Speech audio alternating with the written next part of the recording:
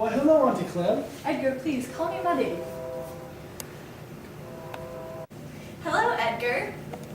Why, hello, little cousin. These are the beginning of some of the happiest years of Edgar's life.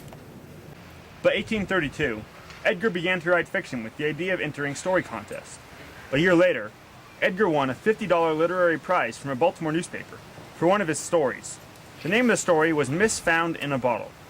This story garnered his first major recognition and fame in local literary circles.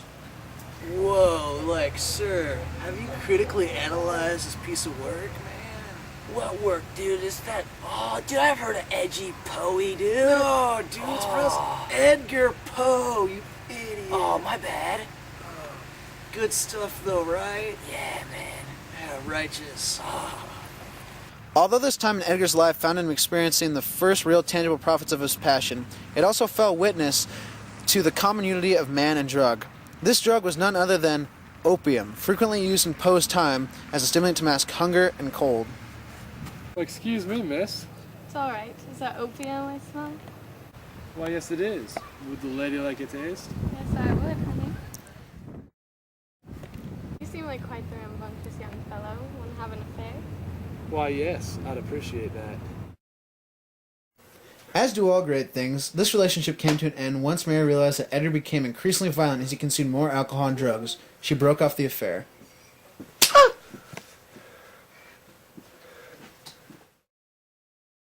Edgar Allan Poe's foster father died in March of 1834, leaving nothing of value to his never-adopted foster son. It appeared that even in death, John Allan still managed to feud with Edgar.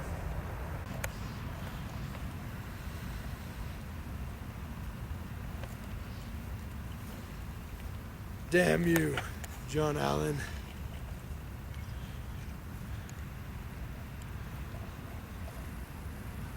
Damn you! In 1835, at the age of 26, Edgar, Virginia, and Muddy returned to Edgar's hometown of Richmond, Virginia, where he became an editor for the Southern Literary Messenger. The Southern Literary Messenger featured poems, fiction, nonfiction, translations, reviews, legal articles, and Virginia's historical notes. In a move unexpected by anyone, Edgar married his 13-year-old cousin, who claimed on the marriage certificate that she was 21.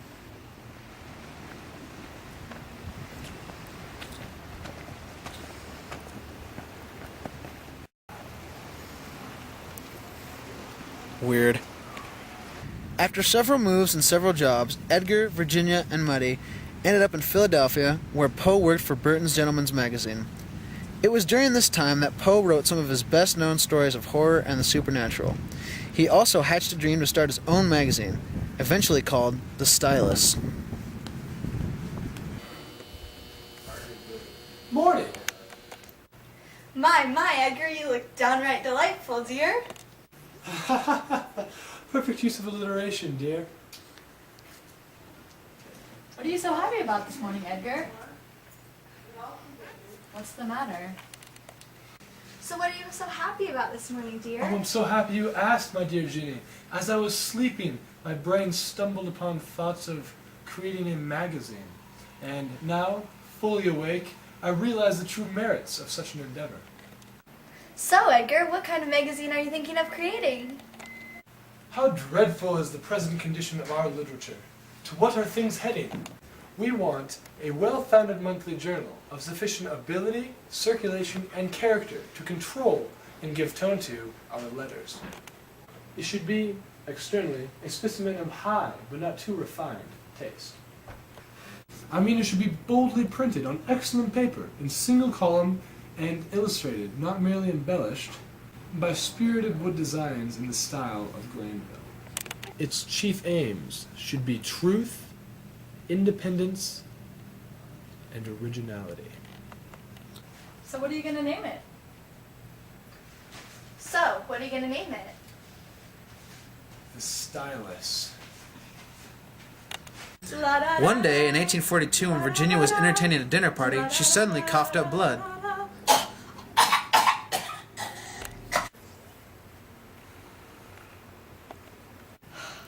This affirmed Edgar's worst fears, that she was suffering from the same gruesome disease that had stolen the lives of several of Edgar's loved ones. He turned to the only constant solace that had been there his entire life: alcohol.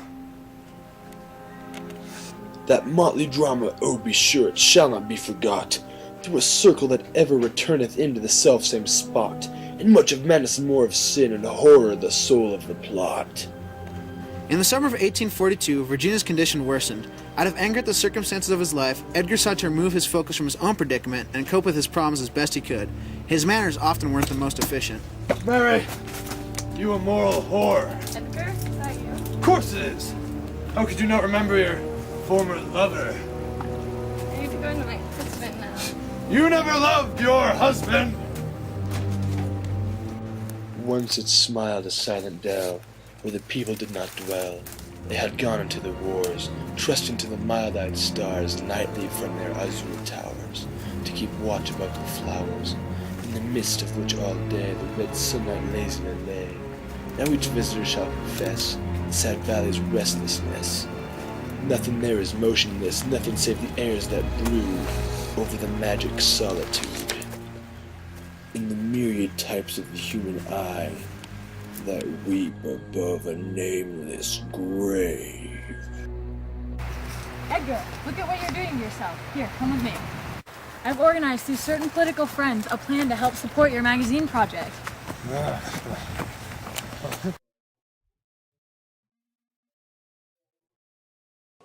Despite Edgar's private woes, he managed to keep them separate from his public life, as he was continually collecting more and more publicity and credibility as a writer through his ongoing release of short stories and poetry.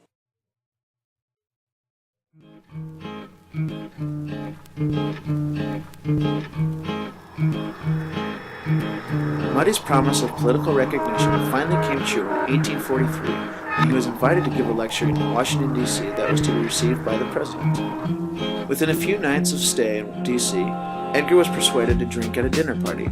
This led to heavier drinking, eventually leading to the cancellation of his lecture.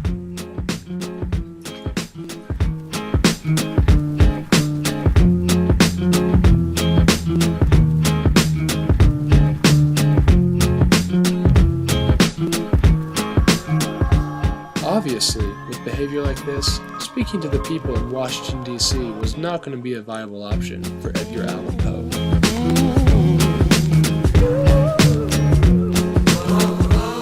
By the time Edgar arrived at the White House, he was very intoxicated and made a complete fool of himself.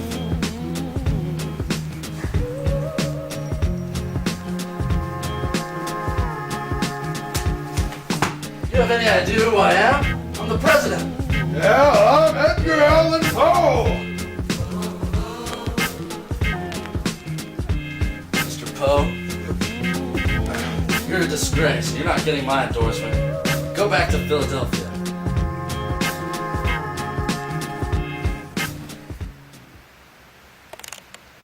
Although Edgar now had established some success through his writing, he found no comfort in this because of his continued troubles in every aspect of his life, including troubles of his young cousin wife and his failure to merit credibility in person.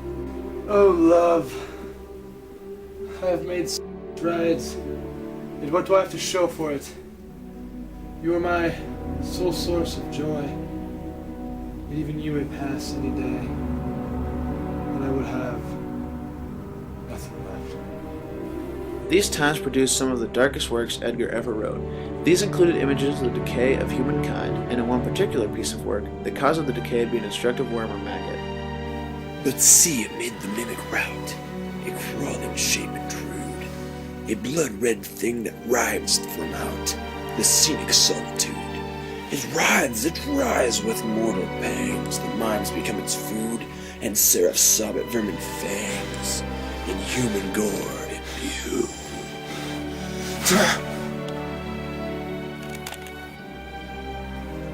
Once upon a midnight dreary, while I pondered, weak and weary, over many a quaint and curious volume of forgotten lore, while I nodded, nearly napping, suddenly there came a tapping.